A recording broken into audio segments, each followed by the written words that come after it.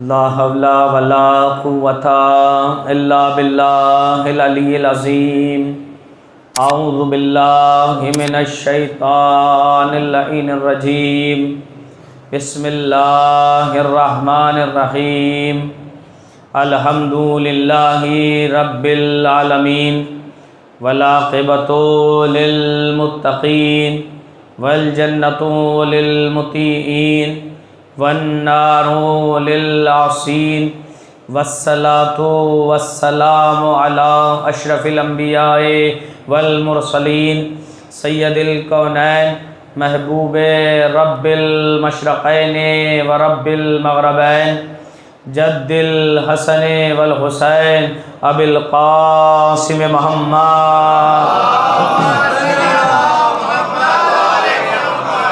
व अला अहले बैतिहि तय्यबीन अत्ताहिरीन अल मासूमीन अल मज़लूमीन अल मुंतजबीन अल मुंतखबीन अज़हबल्लाहु अन्हुमुर रिज्सा व तह्हरहुम तत्हीरा।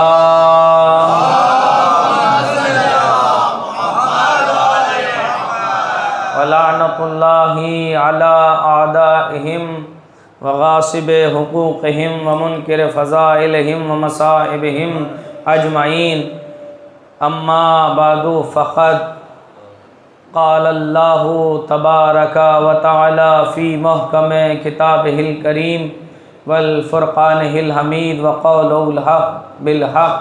बिस्मिल्लाहिर रहमानिर रहीम। व इज़ इब्तला इब्राहीमा रब्बुहु बिकलिमातिन फ़अतम्महुन इन्नी जाइलुका लिन्नासि इमामा।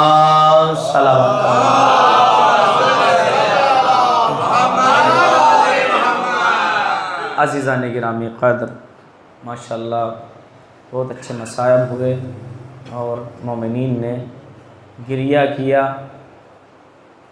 और आज हक़ भी यही है, चूँकि आज की शब किसी क़यामत की शब से कम नहीं है। आज की शब उसकी शहादत की शब है कि जो मौला का सबसे बड़ा अज़ादार था, जो 35 साल तक अपने बाबा पर गिरिया करता रहा, उसकी शहादत की शब है। इसलिए मैं ज़्यादा फ़ज़ाइल नहीं पढ़ूँगा आज, बस इमाम की ज़िंदगी और इमाम की रविशाए ज़िंदगी की तरफ चंद बातें कह के आगे बढ़ जाऊँगा। आप हज़रात के सामने मैंने जिस आयत को उन्वाने कलाम के तौर पर पेश किया, ये आयत मशहूर व मारूफ़ आयत है, जिसमें खालिक़े कायनात इरशाद फरमा रहा है, बिस्मिल्लाहिर्रहमानिर्रहीम, व इज़ इब्तला इब्राहीमा रब्बुहु बिकलिमातिन फ़अतम्महुन। ए पैगम्बर, उस वक्त को याद करो कि जब हमने चंद कलिमात के ज़रिए से इब्राहीम का इम्तहान लिया और इब्राहीम ने इम्तहान को मुकम्मल तरीक़े से कामयाब किया। फिर उसके बाद इरशाद हुआ, जैसे ही इम्तहान में कामयाबी हासिल की, इरशाद हुआ इन्नी जाइलुका लिन्नासि इमामा, हमने तुम्हें लोगों का इमाम बनाया। मैंने कल अर्ज़ किया था कि पहले ही पारे में है, पहले ही सूरे में है। ये अलग बात है कि अल्लाह ने कुरान को पारा पारा करके नाजिल नहीं किया, सूरा सूरा करके नाजिल किया है। ये तो मुसलमानों ने इसे पारा पारा कर दिया है। एक सलावात पढ़े मोहम्मद वाले। ये तो हम लोगों ने इसे पारा पारा कर दिया है, लेकिन पहले ही पारे में अल्लाह ने मसाला इमामत को हल कर दिया। इन्नी जाइलुका लिन्नासि इमामा, इमाम बनाने का हक हमें है, हमें है। इन्नी जाइलुन फिल अर्ज़ खलीफा, खलीफा बनाने का हक सिर्फ हमें है। यहाँ भी इन्नी, वहाँ भी इन्नी। भाई कुछ पढ़ने की ज़रूरत नहीं है, सूरह बकरा पढ़ लीजिए, समझ में आ जाएगा। इमामत भी अल्लाह की तरफ से है, खिलाफत भी अल्लाह की। सलावत पढ़े मोहम्मद वाले मोहम्मद। सूरह बकरा में है, इन्नी जाइलुन फिल अर्ज़ अर्ज़ खलीफा। खिलाफत के हवाले से बहुत गुफ्तगू आपने सुनी और सुना शैतान ने ज़िंदगी मांगी जब खलीफा बनाया। आज में कोई बात अगर हो जाए तो दुआओं से नवाज दीजिएगा। पहले ही सूरे में क्या कहा, इन्नी जाइलुन फिल अर्ज़ खलीफा, खलीफा बनाने का हक सिर्फ हमें है, सिर्फ हमें। अब जब बना दिया अपनी तरफ से, यहाँ रसूल ने खलीफा बनाया तो एतराज करने वाले ने एतराज किया, वहां अल्लाह ने खलीफा बनाया तो वहां भी एतराज किया।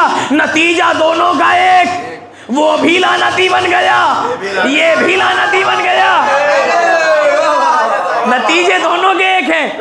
अल्लाह ने कहा इन्नी जाइलुन फिल अर्ज़ खलीफा, अभी खिलाफत से इमामत की तरफ आऊंगा, मैं खलीफा बनाने वाला हूं। कहाँ? रूए जमीन पर, मैं जमीन पर खलीफा बनाने वाला। अकड़ गया एक, कहने लगा अना खैरुम मिन्हो, मैं इससे बेहतर हूं, तूने मुझे आग से बनाया, इसे मिट्टी से बनाया।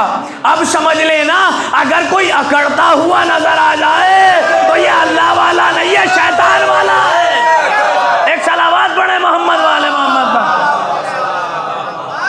ये अकड़ गया, इसने गुरूर किया, इसने तकब्बुर किया, तो अल्लाह ने क्या कहा? जैसे ही इसने गुरूर किया, अल्लाह ने कहा फखरुज, मुतकब्बिर के लिए मेरे पास कोई जगह नहीं है, गुरूर करने वाले के लिए मेरे पास कोई जगह नहीं है, हसद करने वाले के लिए मेरे पास कोई जगह नहीं है। सुनिएगा, यहां तक आप सुनते हैं। फिर शैतान ने क्या कहा? जा तो रहा हूं, लेकिन परवरदिगार इतनी सारी इबादतें की है, इतनी सारी इबादतें की हैं, हजारों सालों तक इबादतें करता रहा, उनका सिला क्या है? अल्लाह ने कहा सिला चाहिए तो मांग ले, क्या मांगना है? कहा या अल्लाह मुझे वक्ते मालूम तक की जिंदगी दे दे।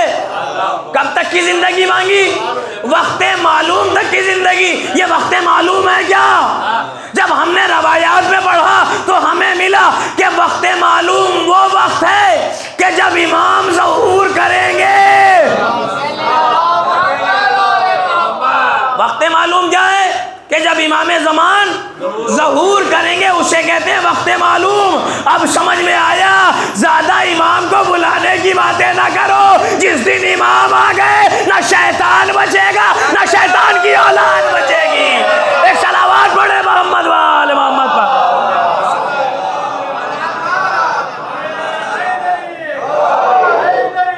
जिस दिन इमाम आ गए, जज़ाकल्लाह,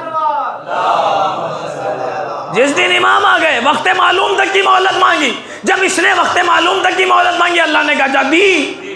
फिर उसके बाद यही मांगा इसने, और क्या मांगा?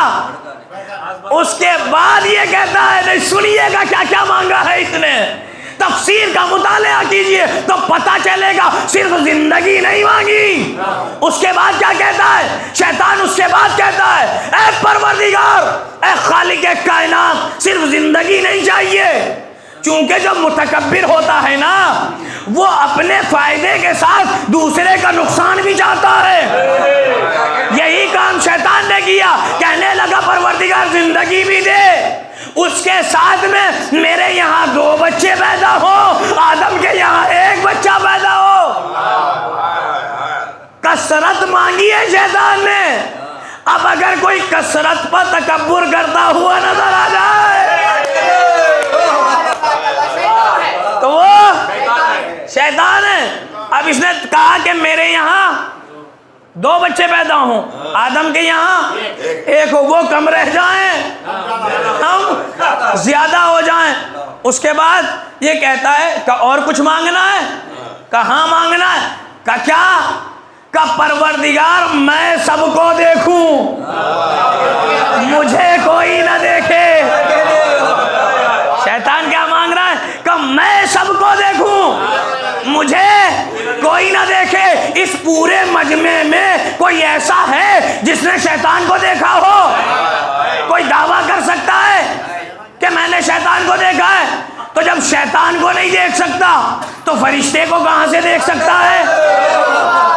जब शैतान को नहीं देख सकता तो फरिश्ते को कहां से देख सकता है? बहुत से दावा करते हमने फरिश्तों को देखा, हम देख ही नहीं सकते। आप झूठे हैं अगर ऐसा दावा करते हैं। हाँ, एक बार देखते हैं, पलट के बताने के लायक नहीं रहते। एक सलावत पढ़े मोहम्मद वाले मोहम्मद पर। एक बार देखते हैं, पलट के बताने के लायक नहीं रहते। शैतान ने कहा मैं सबको देखूं, मुझे कोई ना देखे। किसी ने नहीं देखा शैतान को, मगर कोई कह सकता है कि उसका वजूद नहीं है? कोई कह सकता है इस बड़े मजमे में? नहीं कह सकता। वो गायब रहकर गुमराह करता है, कोई इनकार करने को तैयार नहीं। हमारा यही तो ताज्जुब होता है अक्लों पर कि अगर मुसलमान मानने पर आ जाए तो इस बात को मान लेता है कि मरकज़े गुमराही शैतान गायब रह के गुमराह कर सकता है, और ना मानने पे आए तो इस बात का इनकार कर दे वो मरकज़े हिदायत गायब रहकर हिदायत कैसे कर सकता है? एक सलावत पढ़ते हैं मोहम्मद वाले मोहम्मद। वो मरकज़े हिदायत गायब रहकर हिदायत कैसे कर सकता है? भाई ये जब गुमराह कर सकता है तो क्या वो ज़हरा का लाल हमारी हिदायत नहीं कर सकता? तो शैतान ने कहा कि मैं सबको देखूं, मुझे कोई ना देखे। अब अल्लाह ने कहा और कुछ रह गया? शैतान से अल्लाह ने पूछा और कुछ मांगना है, और कोई ख्वाहिश है? तो शैतान ने क्या कहा? नहीं परवरदिगार, बस जो कुछ चाहिए था तूने दे दिया, अब ये चलने लगा। अल्लाह ने कहा अगर उतना दूं जितना तूने मांगा है तो फिर मैं करीम कैसा? अगर उतना दूं जितना तूने मांगा है तो फिर मैं करीम कैसा? भाई करीम किसे कहते हैं? करीम की डेफिनेशन क्या है? का करीम की डेफिनेशन ये है कि एताउ शै क़ब्ल सवाल, जो मांगने से पहले अता कर दे उसे कहते हैं करीम। अल्लाह ने कहा कि अगर उतना दूं जितना तूने मांगा है तो मेरी करीमियत पर हर्फ आ जाएगा। जब मैं एक एक्स्ट्रा क्वालिटी तुझे देता हूं, वो एक्स्ट्रा क्वालिटी क्या है? का शारिक हुम फिल अमवाले वल औलाद, जा तू इनके माल में भी शरीक हो जा, इनकी औलाद में भी शरीक हो जा। ये अल्लाह ने इसे एक्स्ट्रा क्वालिटी दी, मेरा जुमला नहीं है, उस खालिक का जुमला है। अल्लाह ने कहा शारिक हुम फिल अमवाले वल औलाद, जा तू इनके माल में भी शरीक हो जा, इनकी औलाद में भी शरीक हो जा। ऐ परवरदिगार, पहचाने कैसे कि शैतान का माल कौन सा है, शैतान की औलाद कौन सी है? शैतान का माल कौन सा है, शैतान की औलाद कौन सी है? तो खालिक ने फरमाया देखो ये शैतान जो है ना मेरे खलीफा के सामने आया है, जो भी जिस जमाने में भी अल्लाह के खलीफा के मुकाबले में आ जाए समझ लेना शैतान की औलाद है।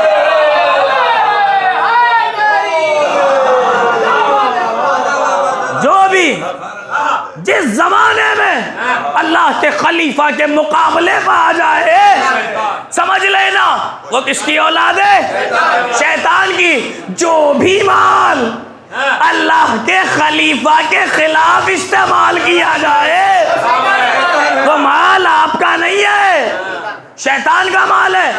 तो बात वाज़ेह हो गई। इतना सब कुछ मिल गया इसको शैतान को। अब इससे पूछा तू करेगा क्या?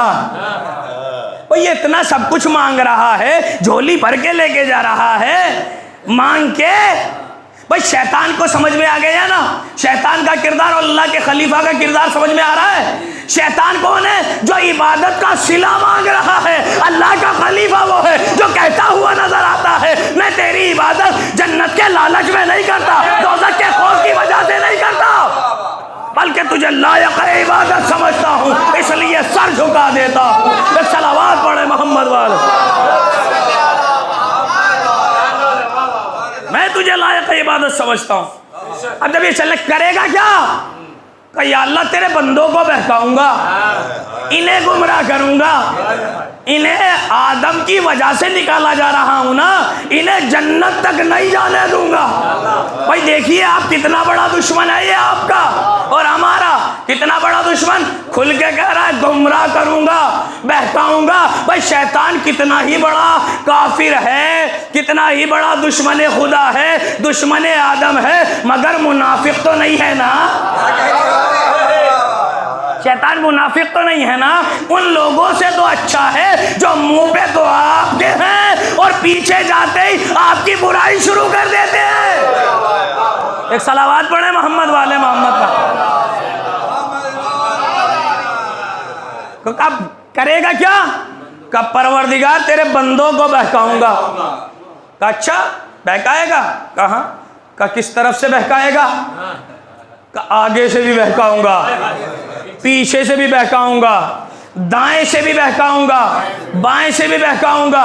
का बस कहाँ? चारों तरफ से बहकाऊंगा। तकब्बुर में आदमी सब चीजें भूल जाता है। शैतान भी तकब्बुर में भूल गया कि सिमतें 4 नहीं होती, 6 हुआ करती है। सिमतें 4 नहीं होती, 6 हुआ करती हैं। शैतान ने कहा आगे से भी बहकाऊंगा, पीछे से भी बहकाऊंगा, दाएं से भी बहकाऊंगा, बाएं से भी बहकाऊंगा। खालिक ने फरमाया ऐ मेरे बंदे, जब ये चारों तरफ से तुझे बहकाने लगे, सजदे में सर रख देना, दुआ के लिए हाथ उठा देना।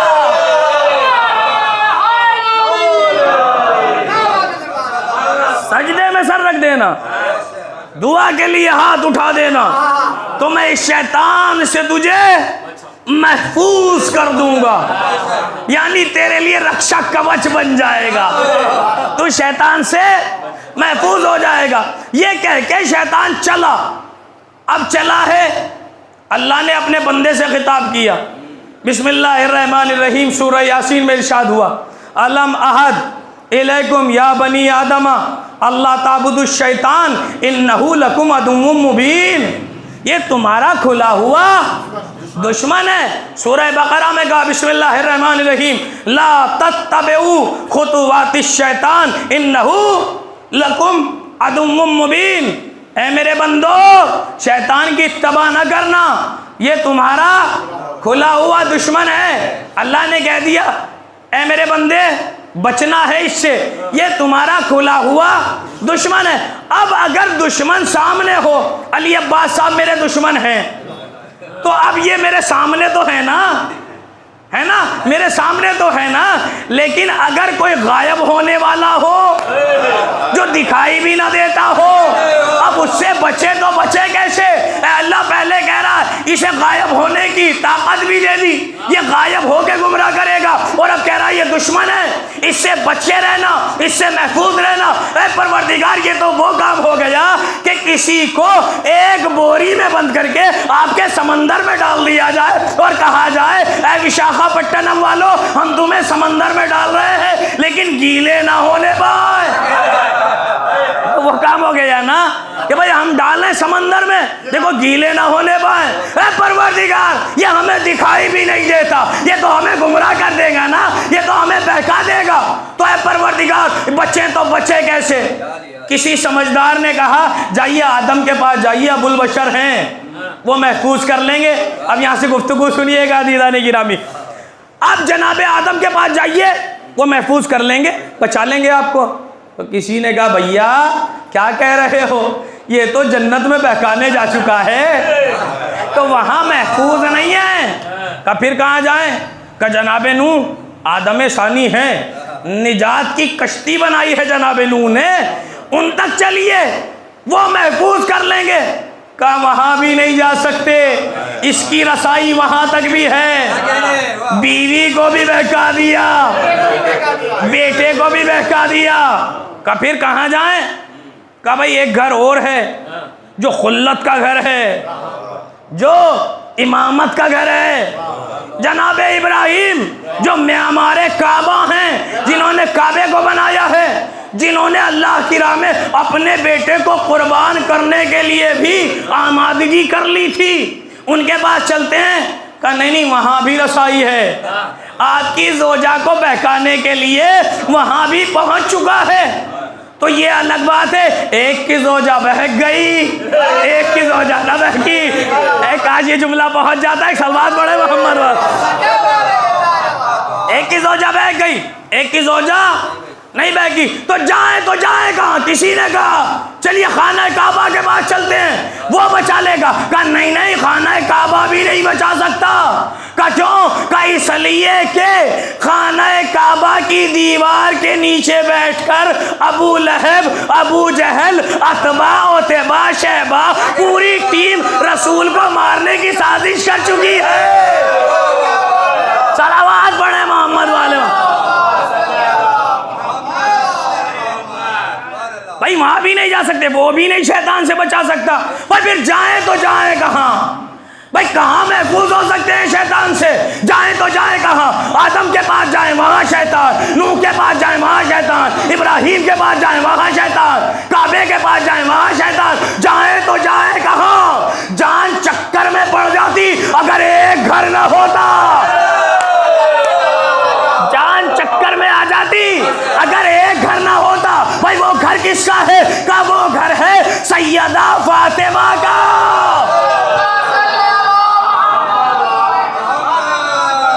किसका घर है? वो है शहजादी कौनैन का घर।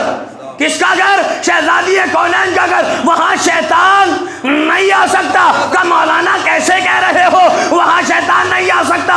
जो नबूवतों तक पहुंच सकता हो, रिसालतों तक पहुंच सकता हो, खुल्लतों तक पहुंच सकता हो, वो यहाँ क्यों नहीं आ सकता? मैंने कहा मत दलील सुनिए कि यहाँ शैतान की तो औकात क्या है, मलकुल मौत भी बगैर इजाजत के नहीं आ सकता।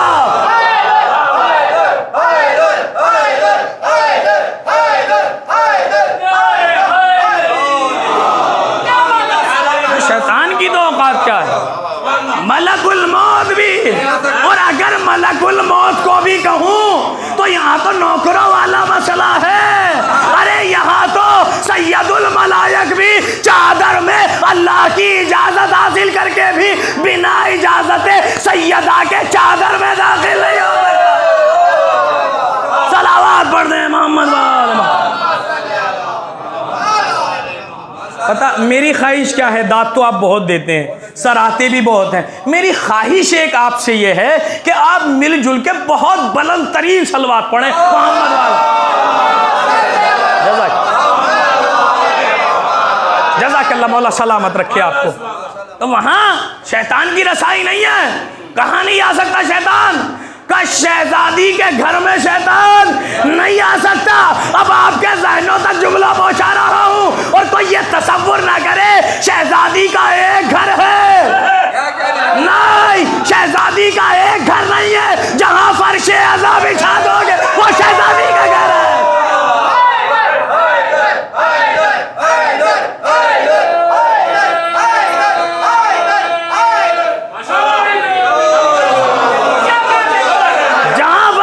बिछा दोगे वो शहजादी का घर है। वहां शैतान की हिम्मत नहीं है कि वो दाखिल हो जाए। ये किसी पे तंग नहीं है। अब समझिएगा, जो फर्शे अज़ा पर एतराज करे वो इंसान नहीं है। अब समझ में आया ये फर्शे अज़ा पर एतराज क्यों होता है, ये तंज क्यों होता है।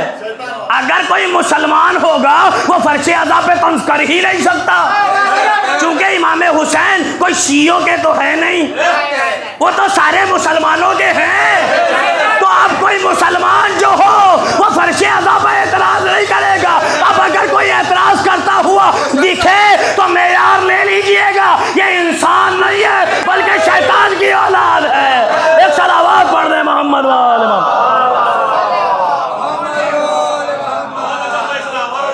तो अल्लाह ने शैतान से कहा कि मैं खलीफा बनाने वाला हूं। सारे फरिश्तों ने सजदा किया और शैतान अकड़ के निकल आया। पैगंबर इस्लाम ने भी अपना जानशीन बनाया तो एक सामने आ गया। आने के बाद क्या कहा? अगर तुमने अपनी तरफ से बनाया है तो आप पर अजाब नाजिल हो, नाउजुबिल्लाह खाकम बदहन। और अगर अल्लाह की तरफ से बनाया हो तो मुझ पर अजाब नाजिल हो। ये कहा है कि नहीं कहा है? मुसल्लम तारीख है कि नहीं है?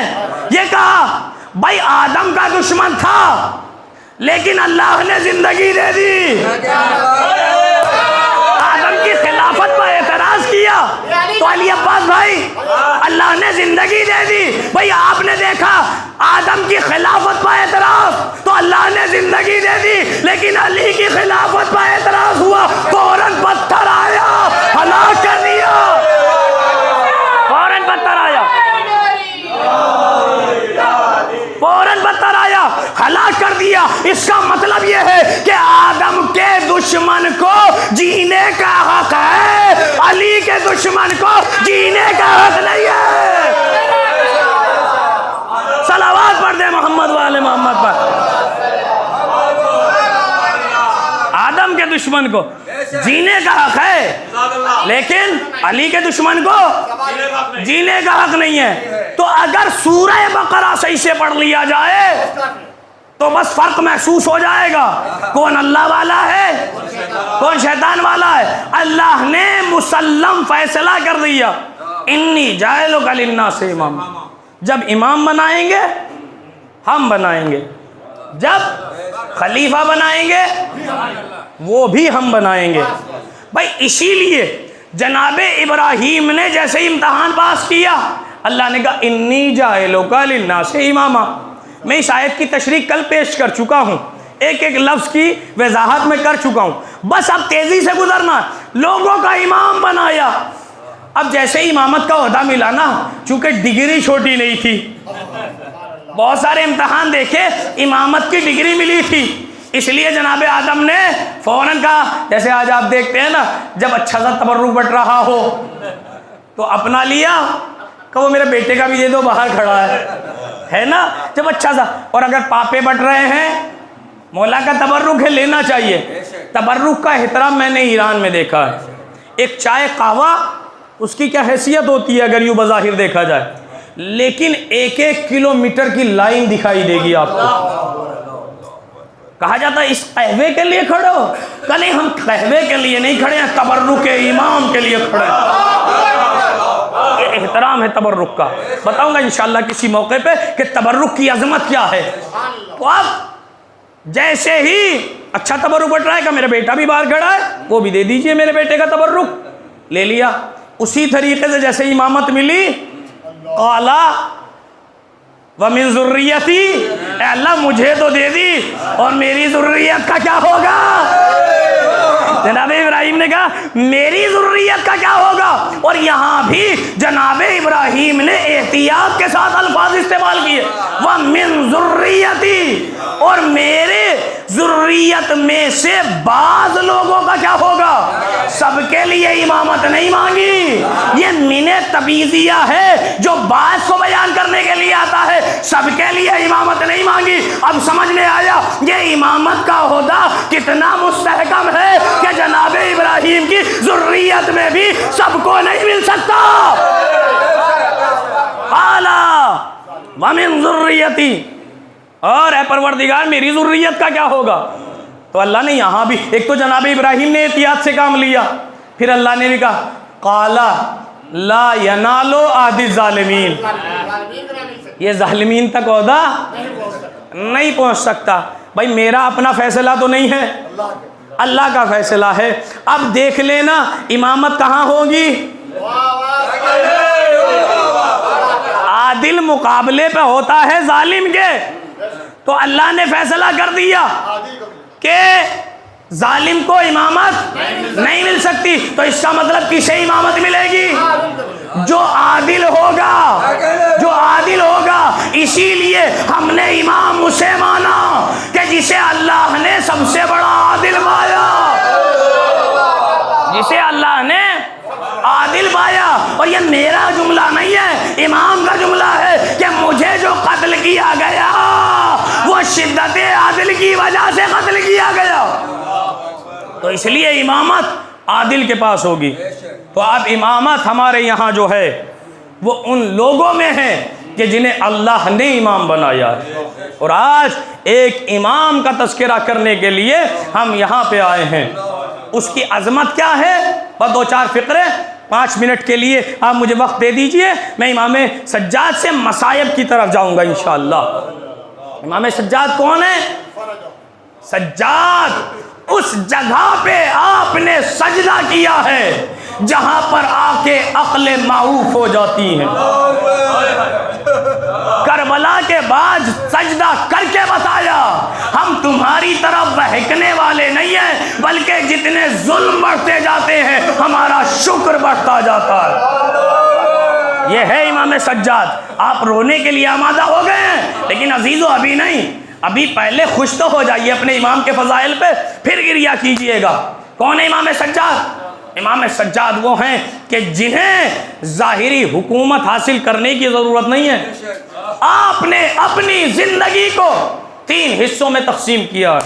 आज मैं चाह रहा था कि आप मुझे थोड़ा वक्त देते, लेकिन आपने मुझे वक्त नहीं दिया, लेकिन मैं ज़बरदस्ती ले रहा हूँ चूँकि अब आपके घर का हूँ, कहीं बाहर का तो हूँ नहीं। 3 दिन से ज़्यादा हो चुके हैं, इसलिए मैं वक्त आपसे अब ले भी लूँगा।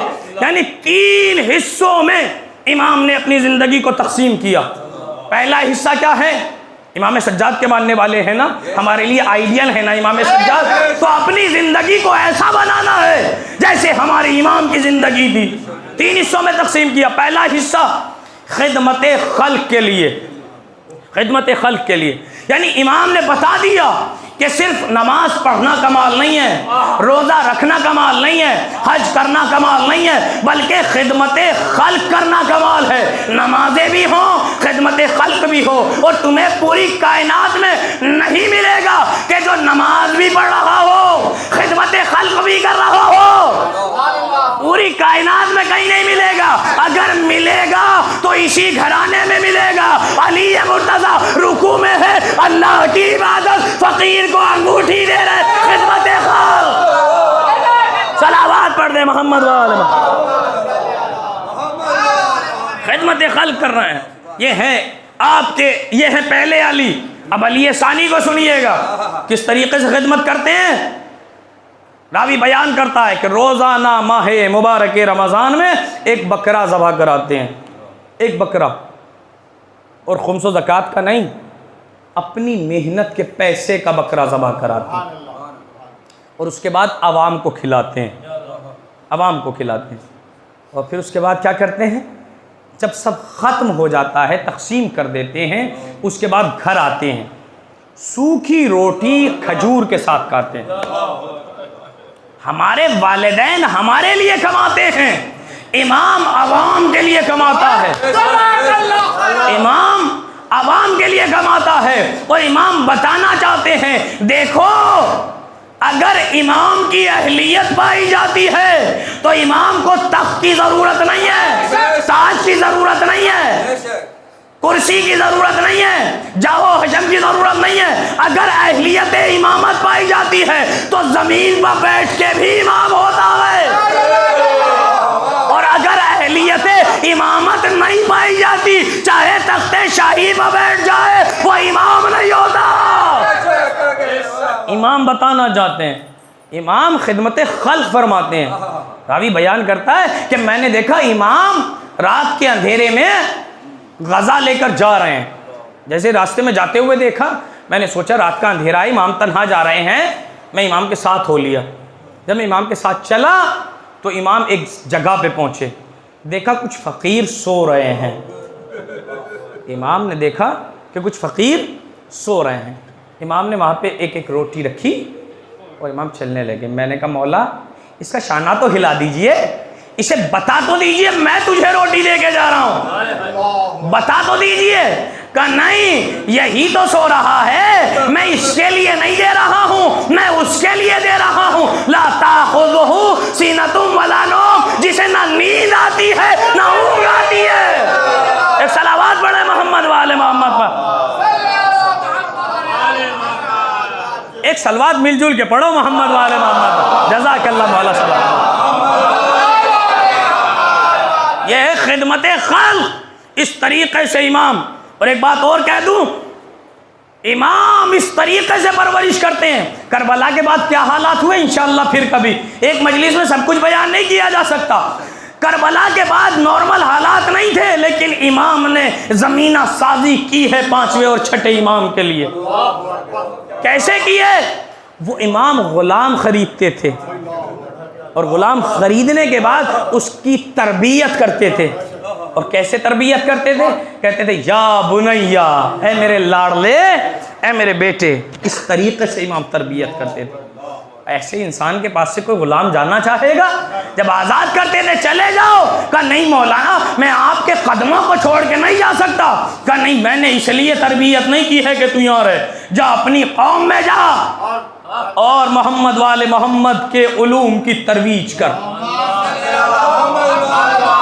इस्लाम की तरवीज कर। इस तरीके से यह है खिदमत खल्क। दूसरी चीज़ इबादत। इबादत के चंद गोशे मैंने कल बयान किए थे और आज मुख्तसरन बस इशारा करके आगे बढ़ो। इमाम की इबादत क्या है? इमाम की इबादत यह है कि इमाम को उन सारे साजिदों में सैयदुस साजिदीन कहा जाता है कि जो अपनी कौम के रहनुमा हैं। मैंने कल तफसील से अर्ज कर दिया था। इमाम की अज़मत यह है। तीसरा हिस्सा इमाम का अज़ादारी का हिस्सा है। मैं यहीं से मैं मसायब की तरफ जाऊँगा, लेकिन अज़मत इमाम का एक गोशा और दिखाता हूँ और उसके बाद मसायब। कौन है इमाम? जब इमाम करबला की सऊबतें बर्दाश्त कर चुके और हिशाम बिन अब्दुल मलिक बादशाह बना, तो वो हज के लिए कहाँ आया? खाना काबा। उसने देखा बड़ा हुजूम है। मेरे अजीज़ों, इमाम का नाम ही ऐसा है कि फ़ज़ाइल पर भी गिरिया होता है। इमाम का नाम ही ऐसा। इमाम ने मुसीबतें इतनी उठाई। लेकिन सुनिएगा फ़ज़ाइल का गोशा। इमाम ने देखा, ये हिशाम इब्न अब्दुल मलिक ने देखा कि वो बड़ा हुजूम है। इसने कहा कि अभी रुक जाइए, अभी नहीं जाना है, क्योंकि बादशाह नाजुक होते हैं। कहा नहीं जा पाएंगे इतनी भीड़ में, तो इसलिए चापलूस हर ज़माने में रहते हैं। उन्होंने कहा मिंबर का इंतज़ाम कर दिया जाए। कहा मिंबर का इंतज़ाम कर दिया जाए। मिंबर का इंतज़ाम हो गया। ये बैठ गया गूंगा बन के। मिंबर पे गूंगे बन के नहीं बैठा जाता। मिंबर पे गूंगे बन के नहीं बैठा जाता, मिंबर पे बोला जाता है। और ये मिंबर की अजमत को जाने क्या, ये खतीब थोड़ी है। खतीब तो ऐसा होता है कि मजमा गैरों का हो, तारुफ से इसके खुश हो जाए, अपना गर्विदा बना ले अपने कलाम से।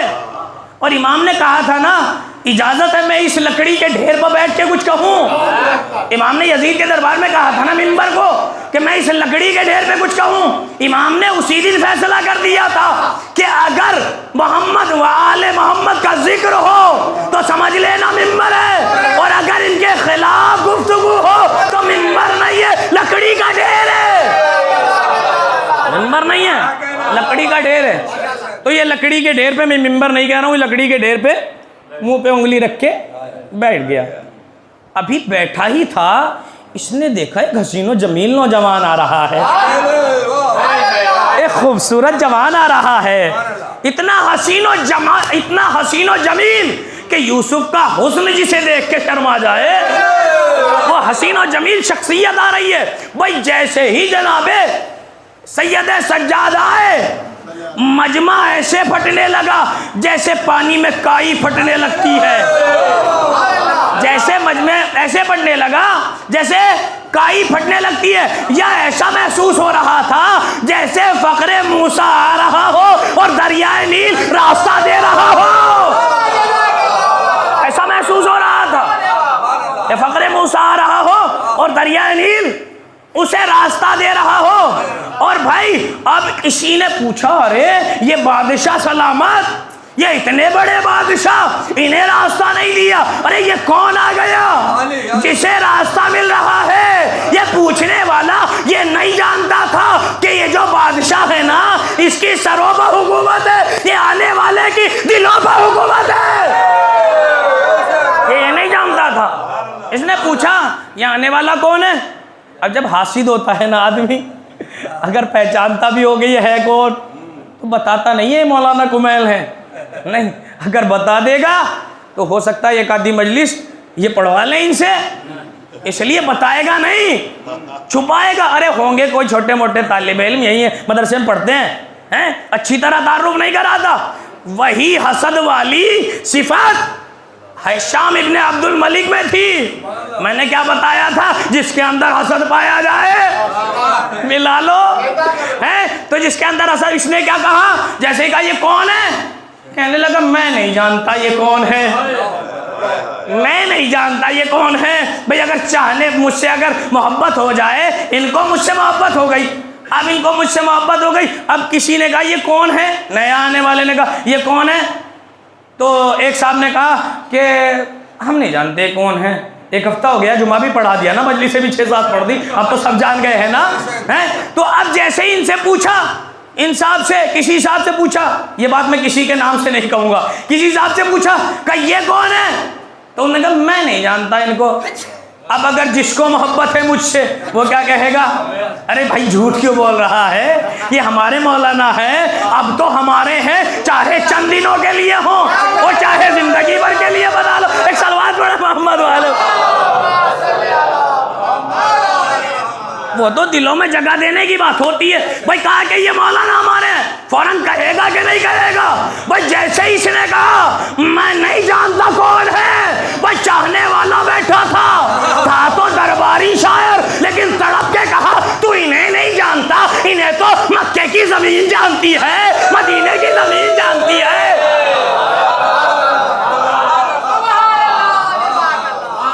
तू इन्हें नहीं जानता, इन्हें तो खाना खुदा जानता है, इन्हें तो अल्लाह का घर जानता है, तू इन्हें नहीं जानता। अरे फातिमा का नूरे नजर ये है, तू इन्हें नहीं जानता। नबूवतें इनके घर में है, रिसालतें इनके घर में है, हमजा सैयदुल शोदा इनके घर में है, जाफर तैयार इनके घर में है, तो इन्हें नहीं जानता। अरे इसी का नाम तो अली है, इन्हें नहीं जानता, इन्हें नहीं जानता। ये वो हैं, बहुत मारकतुल आरा कसीदा कहा है फरजदक ने, और बहुत सुनने लायक है, लेकिन बहुत तवील है। अब इसने कसीदा पढ़ना शुरू किया, जैसे इसने कसीदा पढ़ना शुरू किया कि ये वो है, इसीलिए तो ये मजमा इतना बड़ा है, इसीलिए तो ये मजमा काई की तरह छटता चला गया। मैं कहूँगा भाई सुनिए, ये खिताबत का जुमला है, मैं कहूँगा अगर ये मजमा न छटता, अगर ये मजमा काई की तरह न फटता, तो खाना काबा इनका कदम का बोसा लेने के लिए खुद चला आता। सलावत पढ़ दे मोहम्मद वाले मोहम्मद पर। अगर ये मजमा न छटता तो खाना काबा, और कसीदे में है आगे ये जुमला भी, अगर ये मजमा न छटता तो खाना काबा इनके कदमों का बोसा लेने के लिए खुद चला आता। का मतलब क्या है, ऐसे ही चला आता। ये खिताबत में ऐसे न कहो। मैंने कहा नहीं, तुमने पहले अली को नहीं देखा, शिकम मादर में था, रास्ता न मिला तो दीवार फट गई थी। सलावत पढ़ दे मोहम्मद वाले। ये है इमाम सज्जाद, ये है इमाम सज्जाद की अजमत। मेरे अजीजों पहले ही बहुत लेट हो चुका है, इसलिए बस मैं अपनी गुफ्तगू को समेट रहा हूँ। कहाँ तक इमाम सज्जाद के फजाइल बयान किए जाए। इमाम सज्जाद वो हैं कि अगर फजीलतों को बिखेर दिया जाए तो इस सारी कायनात के सजदे बनते हैं, इबादतें बनती हैं। अगर फैला दिया जाए और अगर समेट लिया जाए तो ज़ैनुल आबिदीन बनते हैं, सैयदुस साजिदीन बनते हैं। बस मुख्तसर ये 2 जुमलों में इमाम सज्जाद का तारुफ ये, इतनी अजीम शख्सियत। तभी तो, और आप ये ना समझिएगा, अभी किसी ने मिसरे में भी पढ़ा है, मैं गुजारिश ये करूँगा कि बीमारी वाला, जो बात तक की बीमारी वाले अशार हैं उनको ना पढ़ा जाए, चूँकि इमाम सज्जाद अलैहिस्सलातु वस्सलाम पूरी उम्र बीमार नहीं थे। जनाब हिंद के हवाले से किसने पढ़ा है, वो कि जनाब इमाम सज्जाद ने कहा मैं बहुत बीमार हूँ। इस तरह के अशार हम बचें। देखिए मेरा पैगाम पहुँचाने का यहाँ से बहुत अहम फरीज़ा भी है, इसलिए मैं ये पैगाम पहुंचा रहा हूं। किसी की दिल शिकनी करना मेरा मकसूद नहीं है, मैं एक पैगाम पहुंचाना चाह रहा हूं। अगर दिलों में उतर जाए तो मान लीजिएगा, और अगर दिलों में ना उतरे मेरे जुमले मुझे वापस दे दीजिएगा। अजीज़ान गिरामी, इमाम सज्जाद शुजा का नाम है कि जब शब आशूर आई है, इमाम के पास आने के बाद कहा है बाबा मैं चाहता हूं कि करबला का सर्वे कर लूं, फौज का सर्वे कर लूं।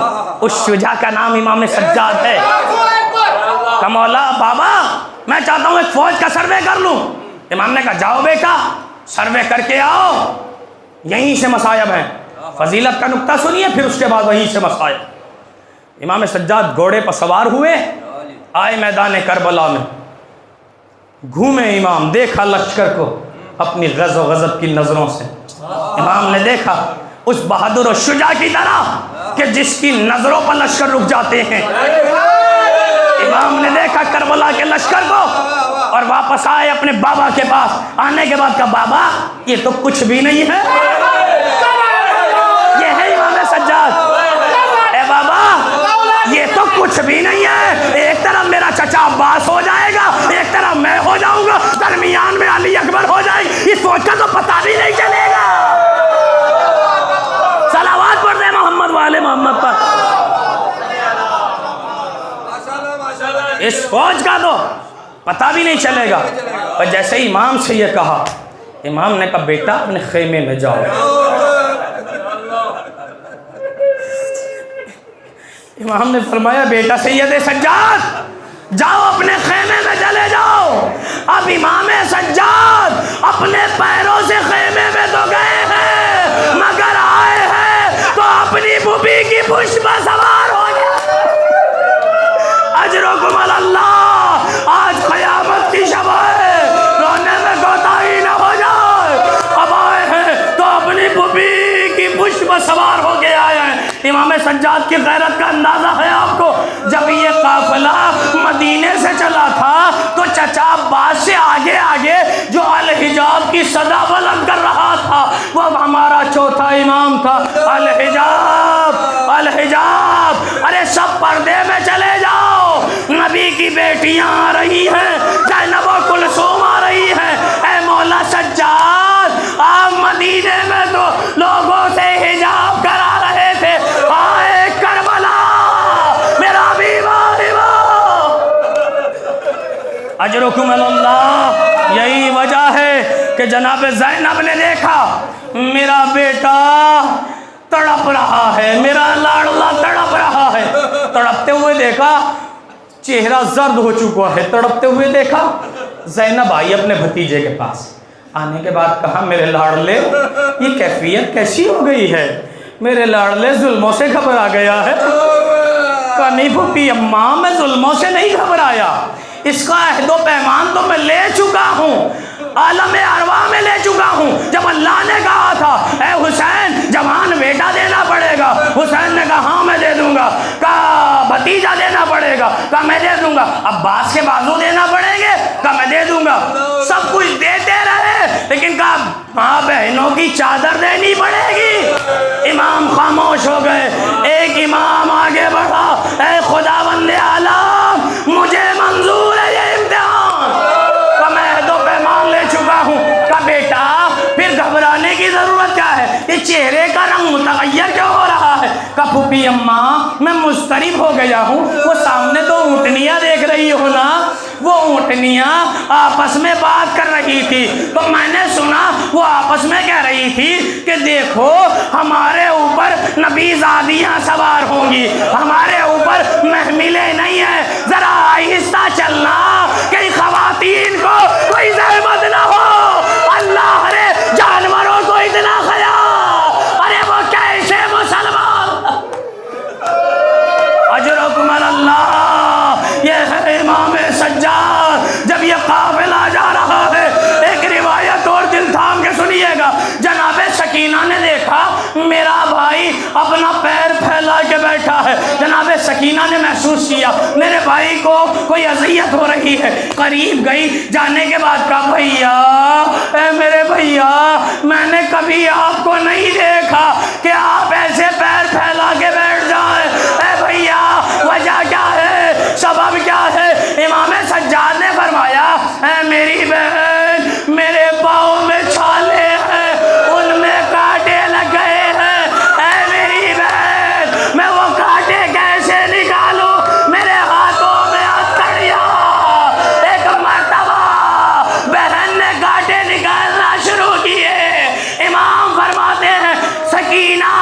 कांटे निकाल दी जाती थी, मैं गिरिया करता जाता था। ऐ मौला आप क्यों रो रहे थे? का मैं रो इसलिए रहा था कि सिर्फ मेरे पाँव में छाले नहीं थे, मेरे पाँव में कांटे नहीं थे।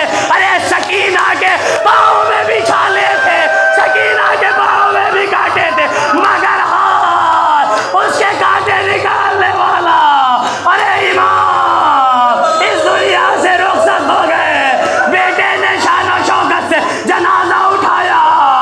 अरे पहला जनाजा है जो शान और शौकत से उठा। मैं कहूँगा मौला आपने कितनी भी मुसीबतें बर्दाश्त की, मगर मौला आपका बेटा तो है ना जिसने गुस्लो कफन दिया है, शान से जनाजा उठाया है।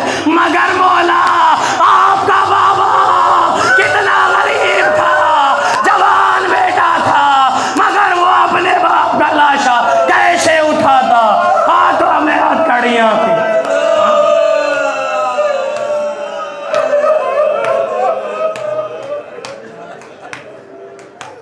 अल्लाह लानतुल्लाह अला कौम ज़ालिमीन व सयअलमुल लज़ीना ज़लमू अय्यम मुनक़लिबिन यनक़लिबून।